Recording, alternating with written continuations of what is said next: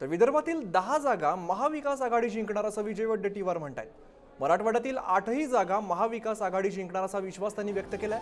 भाजपनं जनतेला फसवलेलं आहे असा सुद्धा विजय वडेट्टीवार यांनी वक्तव्य केलेलं आहे। भाजप शेतकरी, शेतमजुरी आणि महागाईवरती बोलत नाही असं विजय वडेट्टीवार म्हणतात। मधल्या 10ही जागा महाविकास आघाडी जिंकत आहे हे विश्वासाने मी या ठिकाणी सांगेन। आणि मराठवाड्यातील सुद्धा 8 जागांपैकी 8ही जागा आम्ही जिंकतो आहोत।